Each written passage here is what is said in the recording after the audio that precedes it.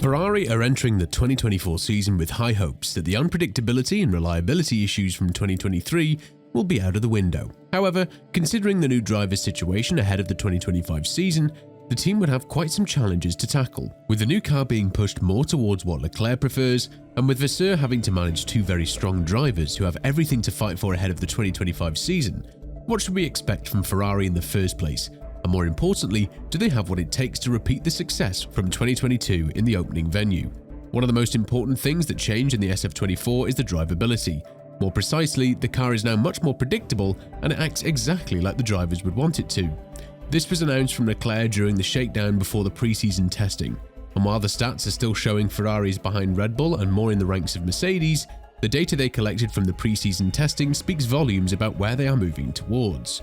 More importantly, it's safe to assume that Leclerc's preferences were met in a larger extent, as the Monegasque driver was nothing but extremely happy with how the team managed to meet and exceed his expectations, clearly showing that the team has already decided which driver would be the preferred one when the drivability of the car comes into question.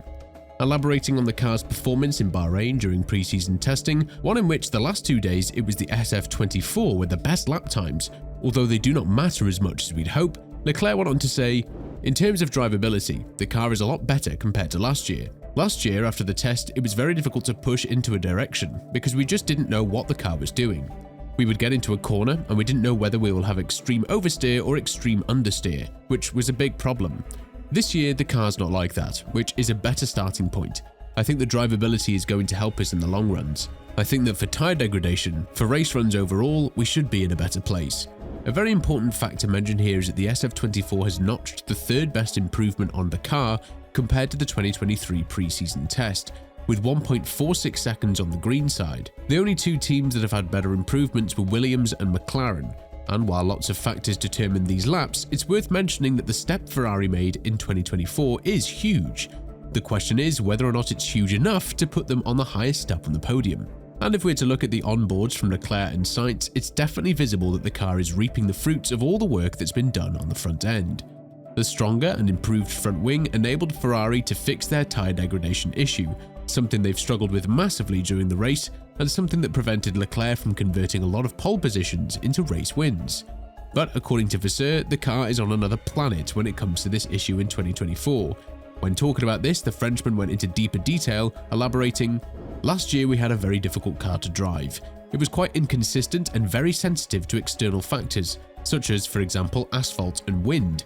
With the consistency we've shown in Bahrain and the race pace, the degradation that we had yesterday for the longest stint was on another planet compared to last year. At least on this, we've made a step, but now it's not just a matter of being consistent, but fast. We know that we always have to pay attention to the conclusions after the test. If you take the classification from last year, day 2 or day 3, I think it has nothing to do with the classification of the Saturday of the race weekend. I think Red Bull is still ahead, but let's continue to push and see where we will be next week." However, it was under Sainz's telemetry that we noticed one very important aspect of the SF-24, which is the performance of the car in the corners of the last sector. What this shows us is that the 2024 car has a very improved aerodynamic load compared to its predecessor. But even though this is one of the main factors in which they lacked performance compared to Red Bull, it's definitely not enough according to the pre-season testing to catch up with the Austrian team. A very important fact to also keep in mind is that the straight line data indicates that the SF-24 was 9 km an hour slower than last year's Ferrari, which indicates that the team ran with more conservative mappings.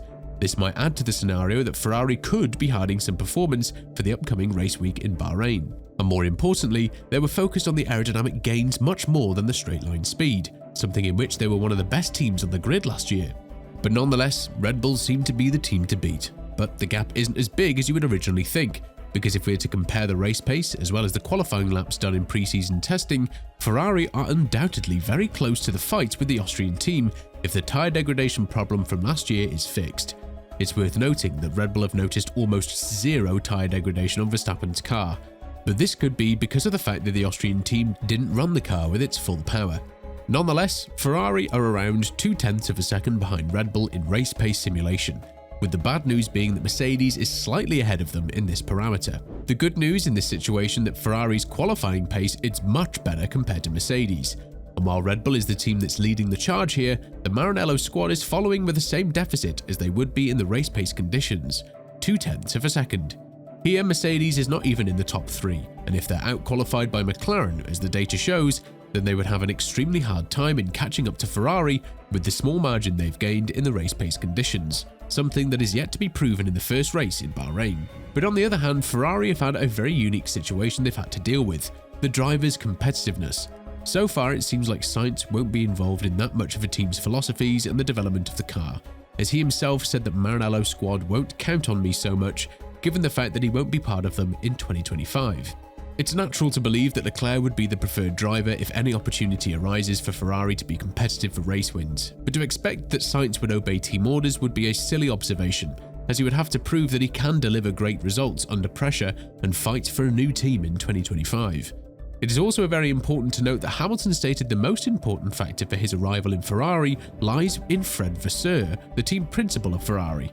And if you have the man at this position aggressively pushing towards replacing one of the drivers who is eagerly waiting to see whether or not he'll continue with Ferrari, then it's safe to assume who would be the preferred racer in Ferrari.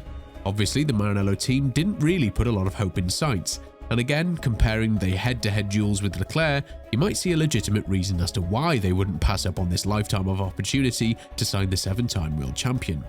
But that didn't come without hurting some feelings ahead of the 2024 season. Therefore, another huge expectation would be to see how Sainz would actually behave apart from not listening to team orders and not participating in the development of the SF-24, as the risk of him taking a lot of data to the team he'll go to in 2025 is a realistic one.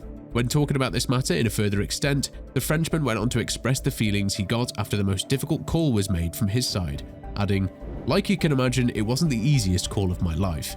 One of the hardest, just like the one with Wolff. I'm fully convinced that Sainz is a professional driver and that he understands that we have a long season ahead of us.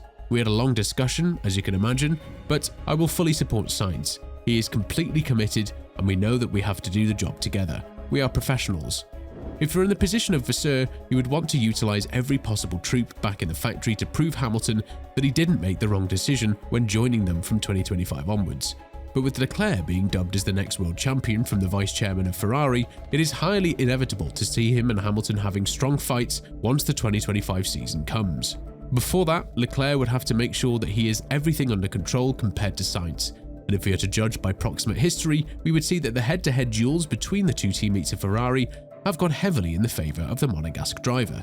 This will be heavily important to see in 2024, not only in Bahrain, because if Leclerc doesn't prove himself when he's under the biggest pressure in his career, then it wouldn't make much sense to assume that he would withstand the pressure of having a 7-time world champion as his teammate.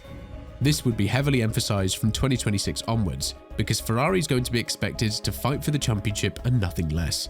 So if Leclerc is really the next champion for Ferrari, then he would have to step up his game to the next level. With this in mind, what do you think about Ferrari's expectations ahead of the first race in Bahrain?